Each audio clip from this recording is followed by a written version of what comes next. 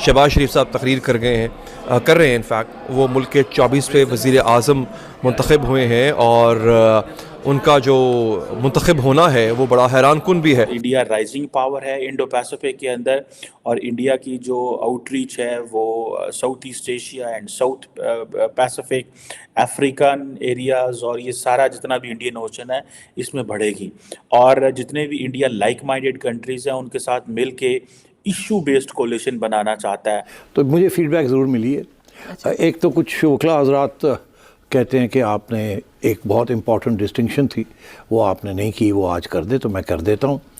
India के जो competitors कहिए या स्ट्रेटेजिक चैलेंजेस कहिए या दुश्मन कहिए, जो दो मुल्क हैं पाकिस्तान और चाइना, जिनके साथ दोनों के साथ इंडिया ने जंगें लड़ी हैं और जो अभी भी इंडिया की नेशनल इंटेग्रिटी और टेरिटरी को चैलेंज करते हैं, तो इन दोनों मुल्कों की जो इकोनॉमिक हालात है मैं उस पर नज़र दौड़ाऊंगा और आपको बताऊंगा कि दोनों की इकोनॉमीज पर बादल मंडरा रहे हैं, जिसके वजह से आप कह सकते हैं कि थोड़े सालों तक जब तक उनकी इकोनॉमी स्टेबलाइज ना हो या उनकी step continue to decline, India के लिए एक ऐसा मौका मिल गया है कि जो दुश्मन है उनसे उतना ज़्यादा परेशान ना रहें and they can invest more in its domestic development और इकोनॉमिक जो डोमेस्टिक सिचुएशन है उसको मैन्युफैक्चरिंग में और एजुकेशन में इन्वेस्ट कर सकते हैं। रिसोर्सेज पास कर रहा था तभी अचानक मैंने ये वीडियो देखा। नमस्कार दोस्तों, क्या हमारे देश में डेमोक्रेसी खत्म हो चुकी है? यार डेमोक्रेसी फिर से खत्म हो गई? मुझे लगा कि डेमोक्रेसी ऑलरेडी 2014 में खत्म हो गई थी। सोशल मीडिया पर बहुत सारे बड़े बड़े अकाउंट्स इस वीडियो को शेयर कर रहे थे और फिर मैंने देखा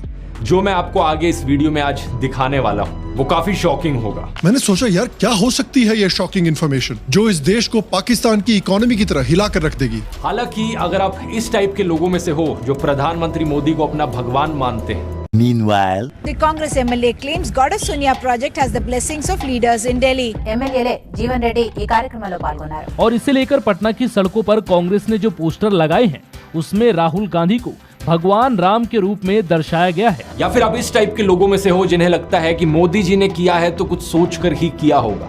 आप अपना दिल ऑलरेडी मोदी जी को दे चुके हो। क्या आज भी हिंदुस्तान के हर नागरिक के अंदर, हिंदुस्तान के हर युवा के अंदर जोश के खून बल्ड में राहुल जी का प्यार है?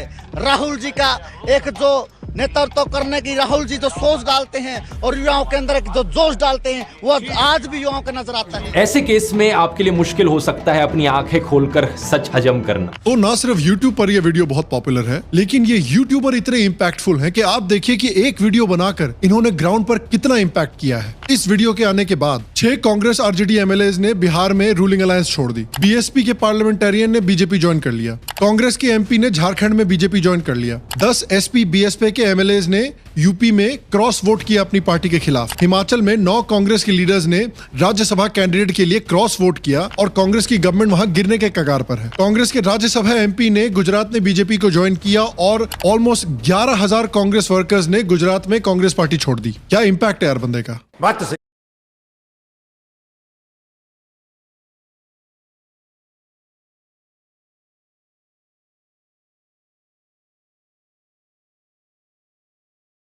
जय हिंद दोस्तों आज हम बात करेंगे पाकिस्तान के 24वें प्रधानमंत्री शहबाज शरीफ की। जी हाँ, उन्होंने आज 24वें प्रधानमंत्री के रूप में शपथ ले ली है।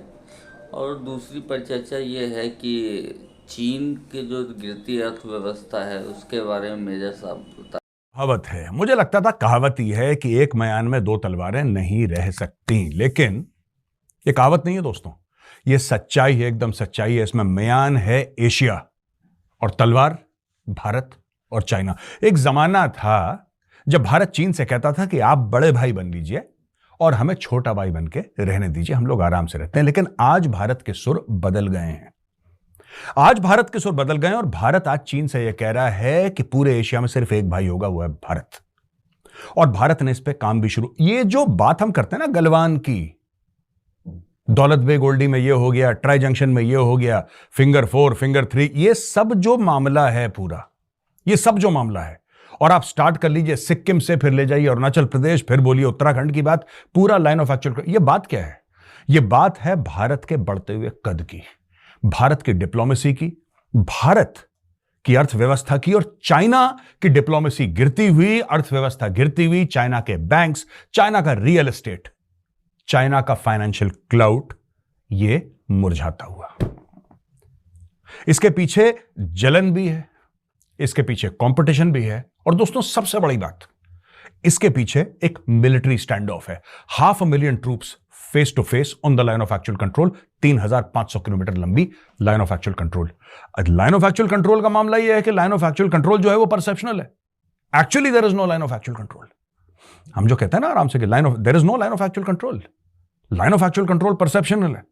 हम समझते हैं इधर है, चाइना समझता है इधर है, और बीच में समझ के ये 500,000 ट्रूप्स आपस में भिड़ रहे हैं। मैं ये सब आपको इसलिए बता रहा हूं दोस्तों, क्योंकि आपको ऐसा अभी पता लगेगा, हाल फिलहाल में कुछ ऐसी चीजें हुई हैं जिसमें यह मालूम होता है कि जैसे शतरंज की बिसात बिछी हुई हो। यहां पे चीन ने एक चाल चली, भारत ने दूसरी चाल चली। ये चालें हैं क्या? हाल ही में भारत पहुंचे मॉरिशस, और भारत ने मॉरिशस में बात करी, यानी कि प्रधानमंत्री मॉरिशस पहुंचे, मॉरिशस के प्रधानमंत्री से बात करी। हवाई पट्टी ऑन, इंफ्रास्ट्रक्चर के प्रोजेक्ट्स ऑन, एनर्जी के प्रोजेक्ट्स ऑन, हेल्थ केयर के प्रोजेक्ट्स ऑन, और वहां पे नेवल बेस को बढ़ाने की बात। इससे चीन हो गया हैरान। हाल ही में चीन के जहाज को मना करा था कि तुम श्रीलंका पे डॉक नहीं कर सकते। चीन तो करता चला आया है भाई। हनुमानटोटा पोर्ट बनाया है किसने? आप ये सोचिए कि हनुमानटोटा पोर्ट है, इतना बड़ा पोर्ट है, इतना बड़ा पोर्ट, अरबों डॉलर का, वो बनाया किसने?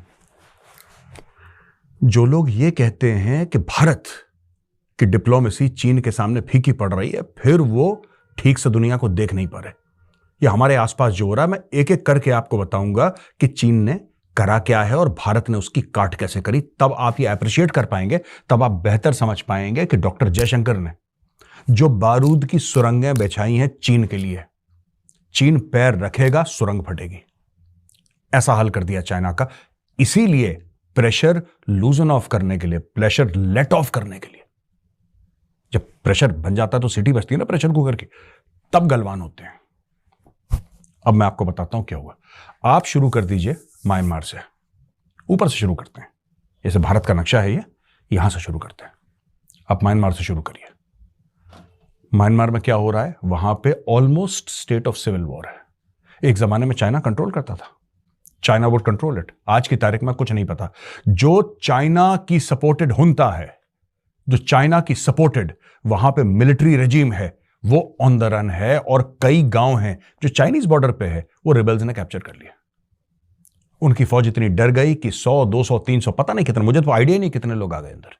आर्मी के उनके हथियार समेत भारत में आके इंडियन आर्मी के सामने हथियार डाले, बोला भाई साहब शरण दे दो, मार मार के दुम्बा बना दिया हमारा वहां पे। नेपाल, केपी शर्मा ओली। केपी शर्मा ओली को कंट्रोल करने वाली उस जमाने की चाइनीज एम्बेसडर एक लेडी थी। वो केपी शर्मा को कठपुतली जैसे चलाती है ना, वैसे चलाती थी कठपुतली, केपी शर्मा ओली। और केपी शर्मा ओली ने बहुत बकवास भारत के लिए करी। केपी शर्मा ओली गया। प्रचंड जो है वो एक न्यूट्रल आदमी है और काफी हद तक प्रो इंडिया भी है, लेकिन वो न्यूट्रल स्टांस रखता है। लेकिन नेपाल में एक और चीज शुरू हो गई। राजशाही को वापस बुलाने की मुहिम जारी हो गई सड़क में, और लोग कहते हैं कि जैसे नेपाल एक समय में था हिंदू राष्ट्र, वैसे नेपाल हिंदू राष्ट्र दोबारा बनना चाहिए। रोज सड़क पे प्रोटेस्ट मार्च निकल रहे हैं। मैं ये नहीं कह रहा कि भारत ने करवाया है, इसलिए भारत ने नहीं करवाया क्योंकि ये एक जमाने में था हिंदू राष्ट्र।